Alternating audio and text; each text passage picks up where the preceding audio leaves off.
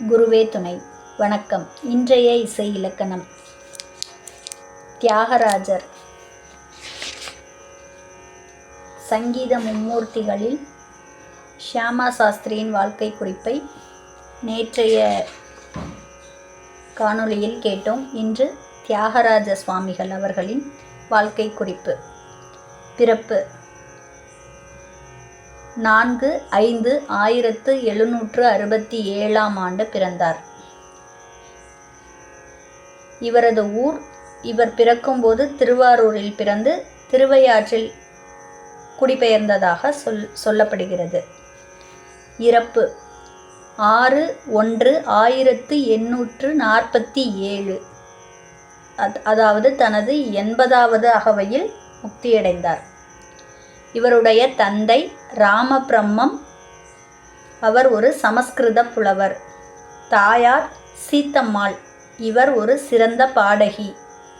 பாட்டன் கிரிராஜ கவி, இவர் சமஸ்கிருத புலவர் ஆவார்.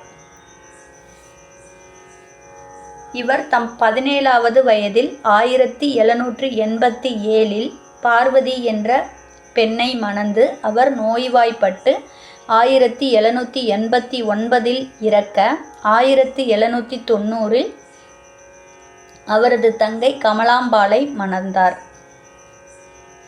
1787 தந்தையையும் 1804 தாயும் இறந்தனர். இசைத்துறையில் தந்தையும் தாயையும் பின்பற்றி சிறந்த சங்கீத ஞானத்தை அடைந்தார் தியாகராஜ சுவாமிகள். சமஸ்கிருதம், தெலுங்கு மொழிகளில் புலமை பெற்று கவியியற்றும் புலமையும் பெற்றார். 1782 தஞ்சை சமஸ்தான வித்வான் சொண்டி வெங்கட்ராமனையாவிடம் இசை பயின்றார். ஒரு வருடத்திற்குள் சங்கீத லட்சணம், ராக ஆலாபனை, பல்லவி, தானம் முதலியவற்றில் சிறந்த புலமை பெற்றார். ராமகிருஷ்ண யதீந்திரரிடம் உபதேசம் பெற்று சீதாராமா லட்சுமண விக்கிரகங்களை வைத்து வழிபட்டு ஸ்ரீராமனின் தாரக மந்திரத்தை 96 கோடி முறை உபதேசித்து வந்தார். 1783 சிறிய திவ்ய நாம கீர்த்தனைகளை இயற்றினார். 1785 புதுக்கோட்டை ராமச்சந்திர தொண்டைமான் சமஸ்தானத்திற்கு சென்றபோது அங்கு ஜோதிஸ்வரூபிணி என்ற ராகத்தை பாடி குத்துவிளக்கை ஏற்றினார்.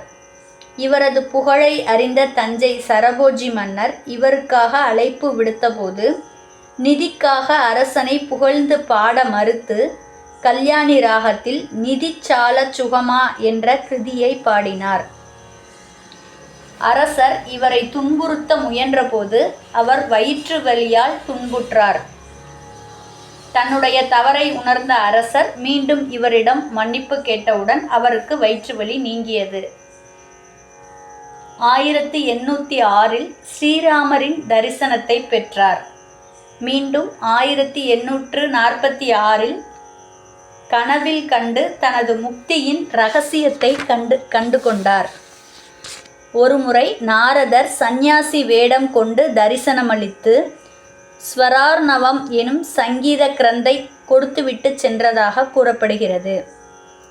வால்மீகியின் இராமாயணத்தில் 24,000 ஸ்லோகங்கள் இருப்பதை போன்று இவர் இராமாயணத்தை 2400 கீர்த்தனைகளில் உருக்கமாக பாடியுள்ளார்.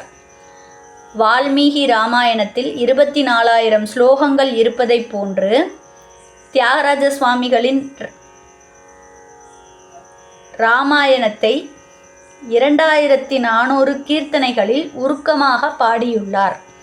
1839 தல யாத்திரை மேற்கொண்டு திருவொற்றியூர் பஞ்சரத்னம், கோவூர் பஞ்சரத்னம், லால்குடி பஞ்சரத்னம், ஸ்ரீரங்கம் பஞ்சரத்னம் ஆகிய கொத்து கிருதிகளை பாடியுள்ளார். கனரக பஞ்சரத்னம், நாரதர் பஞ்சரத்னம் போன்றவையும், பிரகலாத பக்த விஜயம், நௌகா சரித்திரம், சீதாராம விஜயம் ஆகிய இசை நாடகங்களையும் இயற்றியுள்ளார். திருப்பதி தரிசனத்தின் போது தெரதி யகராதா என்ற கௌளிபந்து கிருதியை இயற்றியுள்ளார். வரும் வழியில் திருடர்களிடம் அகப்படும்போது தியாகராஜ சுவாமிகளை ஸ்ரீராமரும் லட்சுமணருமே சேவகர்களாக வந்து இவரை காத்ததாக சொல்லப்படுகிறது. 1907 ராமானந்த யோகிகளால் இவரது பாடல்கள் அனைத்தும் தொகுக்கப்பட்டு சென்னையில் வெளியிடப்பட்டது. இவரது சமாதி திருவையாறில் இவரது குரு ஸ்வந்தி வெங்கட்ரமணையாவின் சமாதிக்கு அருகில் உள்ளது. இவருடைய பெண் சீடர் பெங்களூரு நாகரத்னம்பாள். இவருடைய சமாதி ஸ்ரீ தியாகராஜ சமாதிக்கு எதிர்ப்புறம் அமைந்துள்ளது திருவையாற்றில். இவருடைய முத்திரை தியாகராஜா என்பது ஆகும். நன்றி.